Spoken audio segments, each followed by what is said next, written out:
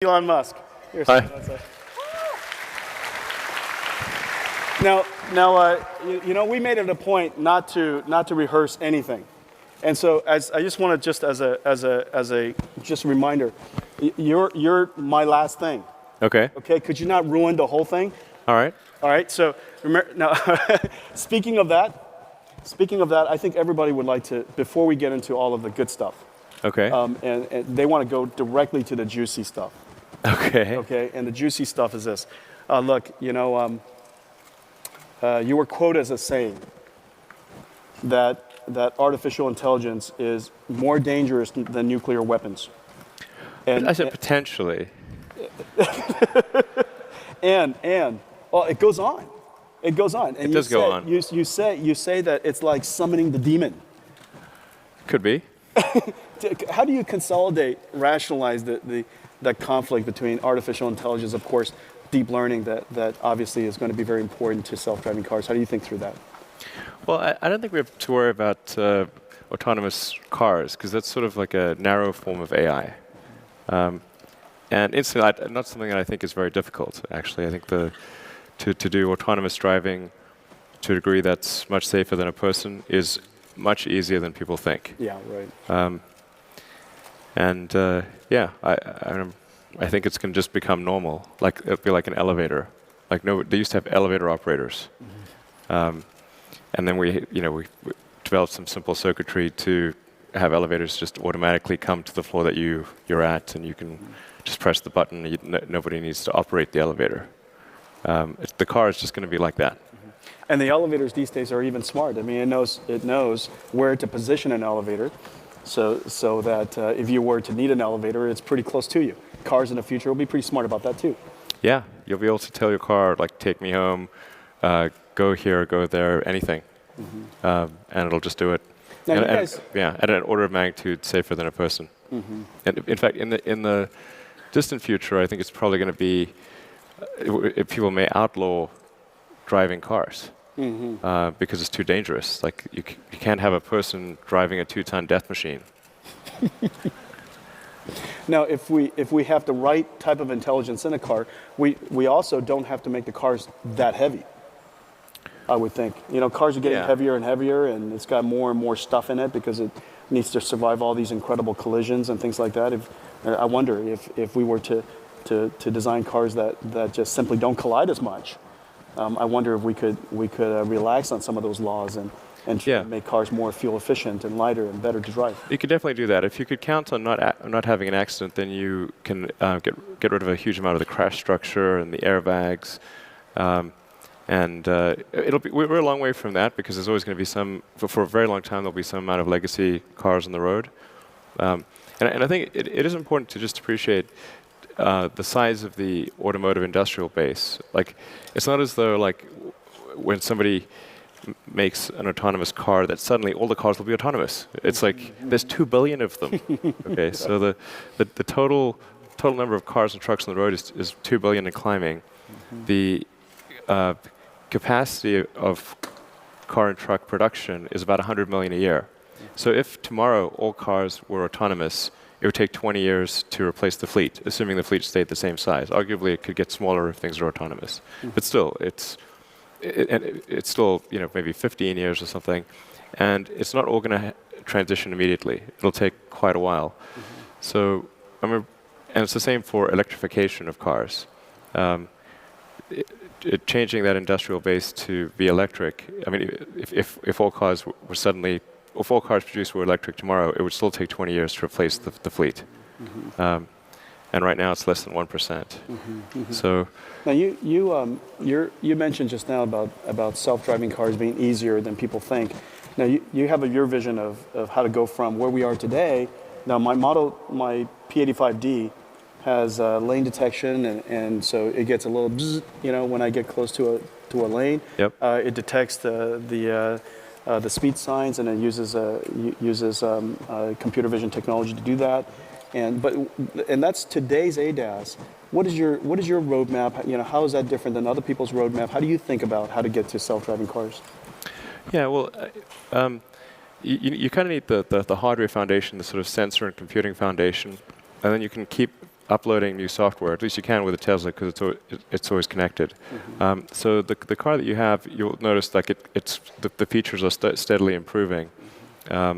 We now have active cruise control, so it'll use radar and camera fusion to track the car in front of you. It's also looking at with some of the things that are coming out. It looks at the brake lights, so it anticipates that the brake lights are active. It's going to get basically smarter and smarter, even with the current hardware suite. So the current hardware suite is 360-degree ultrasonic sensors that go up to about just over 5 meters. It's a forward camera and a forward radar. So we'll make, even with just that sensor suite, we can actually make huge progress in autonomy. We can certainly make the car steer itself on a freeway and do lane changes. It's really, autonomy is about what level of reliability and safety do you want.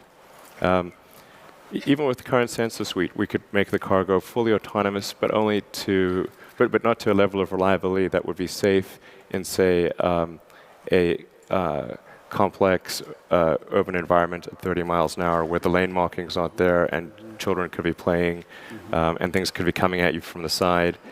So in order to solve that, you need a bigger sensor suite and you need more computing power. And I think what you're doing actually with the Tegras in the future is super interesting and will really be a big enabler for autonomous driving. So I think NVIDIA is doing really great stuff on that front. I appreciate that. Yeah. And so some of the challenges that you see, what are some of the technological hurdles and there's all kinds of researchers in the room, there are all kinds of engineers in the room. What are some of the technological hurdles that you think are really important for us to go tackle? Surely we're going to get to some better cruise controls on highways. But beyond that, what are some of the things that you would like us to go focus on to tackle for the car industry? Well, where it gets tricky is just is that sort of urban environment around 30 or 40 miles an hour. So like right now, it's fairly easy to deal with, say, things that are sub 5 to 10 miles an hour because we can do that with the ultrasonics. We just make sure it doesn't hit anything. Right. Because you can always. Which is the right thing to do, largely. Why would you want to hit anything with your car? Yeah, exactly. So at 5 to 10 miles an hour, you can stop within the range of the ultrasonics. And then from, let's say, 10 miles an hour to, call it sort of 50 miles an hour, that area in complex suburban environments, that's where you can get a lot of unexpected things happening. Like, let's say there's a road closure or a manhole cover open. Children playing is a big issue. Bicycles. Once you get above 50 miles an hour and you're in kind of a freeway environment, then it also gets easier again. Like the set of possibilities is much reduced. So highway cruise is easy, low speed is easy, intermediate is hard, and so being able to recognize what you're seeing and make the right decision in the suburban environment in that 10 miles an hour to 50 mile an hour zone is the challenging portion. But I really think it's. I mean, I almost, this may sound a little complacent, but I almost view it as like a solved problem. Like we know exactly what to do, and we'll be there in a few years. Right. Just like Mars. But that's kind of the spirit of innovators. I mean, in a lot of ways, in your mind, you kind of see things solvable. Or arguably solved, and a lot of it is really about getting there. Yeah, we'll take autonomous cars for granted in quite a short period of time. It's amazing how comfortable you get and how quickly you get comfortable with it. Now, what about government policies? Like, one of the things that I would like to do is I would just like to keep working on my email as I'm driving to work. Sure. There's a 30. Some people do that already. Like I said, I would like to do it without breaking the law. Yes. Okay. So where do you think government intervention falls in some of this stuff? Because You know, obviously, if your car drives by itself and it does it even better than people, you would like it to drive by itself. But largely, the laws don't allow you to do that today. Right, absolutely. So how do we cross that bridge, and how do you think about government intervention, regulations? Right, so I think it'll be, from the point at which a car is definitely safer than a person, there's probably at least another 2 or 3 years after that before regulators will allow that to be the case, because they will want to see a large amount of statistical proof that it's not merely as safe as a person, but much safer.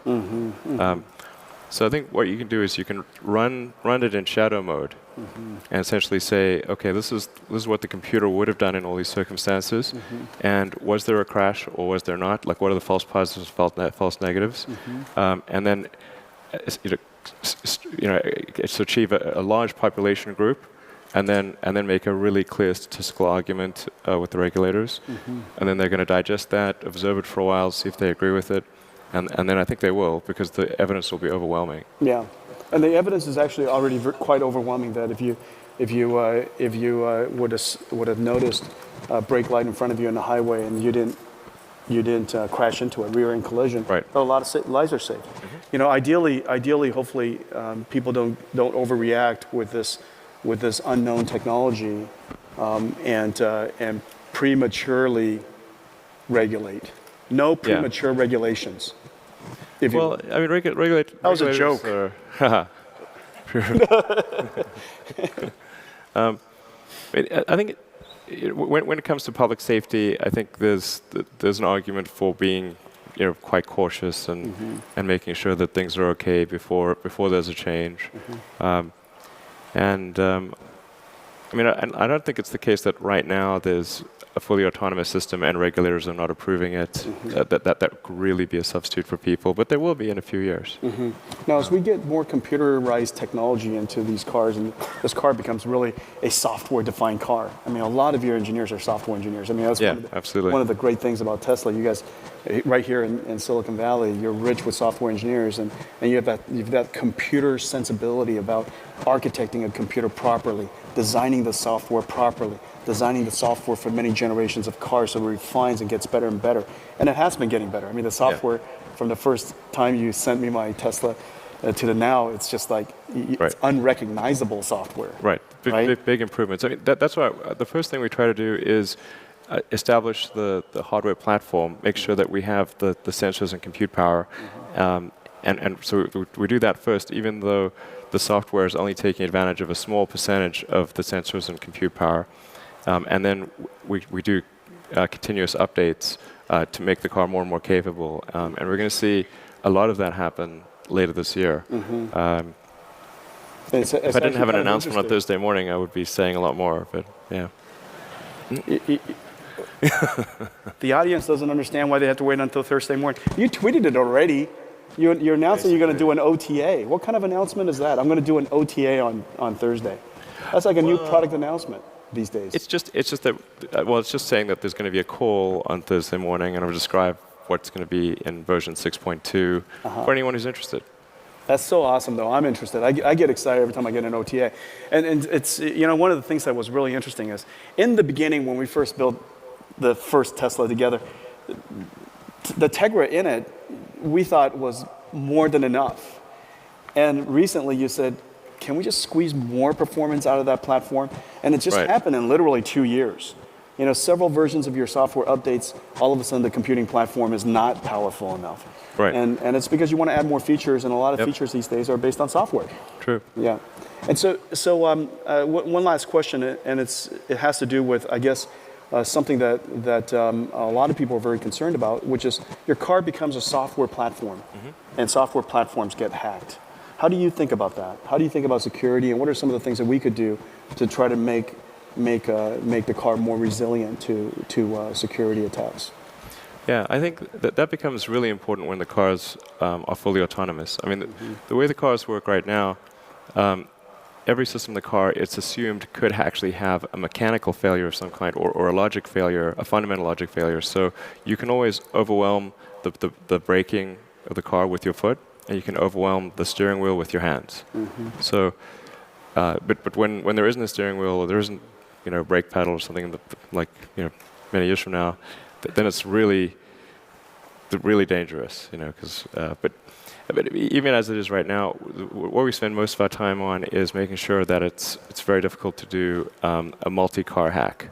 Like if you have direct access to a car, just like if you've got direct access to a computer or even a conventional car, you can do a lot of things to it. But that's less of a concern than somebody being able to hack an arbitrary car or multiple cars. So that's what we focus our energy on, is making sure that in that ways it's a lot like a cell phone or a laptop. You focus on making sure that they can't, or that it's very difficult for there to be any kind of system-wide hack. So we put a lot of effort into that, and we have third parties try to attack it. And then certain parts of the car at the very fundamental level, like the drive unit controller or the steering controller, have an additional level of security. So somebody may be able to, hack something that's cosmetic, but it's much harder to hack something that's actually physically dangerous. There's multiple levels of security. Yeah, and so this way, if you were able to penetrate maybe the infotainment system, it doesn't allow you quickly as a result of that. Right. I mean, it may display a funny message or something, but you would not be able to then control the steering or the motor. Yeah. Well, the future of cars is so exciting, and the work that you guys are doing are so exciting, and it's great to see you guys pioneering these computerized cars. I mean, a lot of people think about Tesla as the electric car, but I think it's obviously more than that. It's an electric car, but it's a whole computer platform on top of that. Yeah, I think Tesla's sort of the leader in electric cars, but I think we'll also sort of be the leader in autonomous cars, at least autonomous cars that people can buy. And I mean, if there's anybody interested in working on autonomous cars, we'd love to have you work at Tesla, by the way. So we're going to put a lot of effort into automotive autonomous driving, because it's just going to be the default thing. Yeah.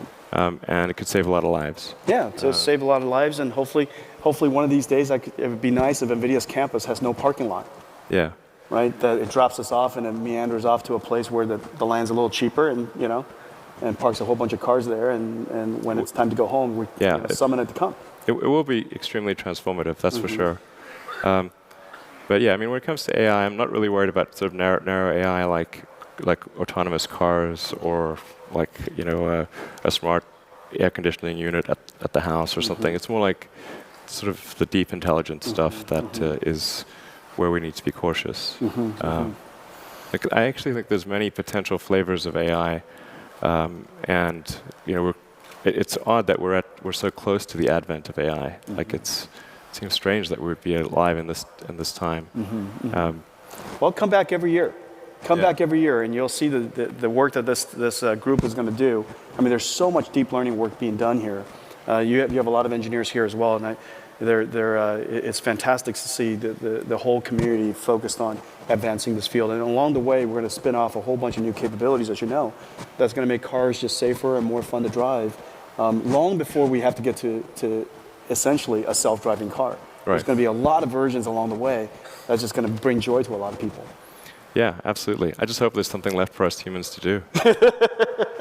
Well, I'm not going to let go of my steering wheel. I've got mine on the craziness mode and the sport steering mode.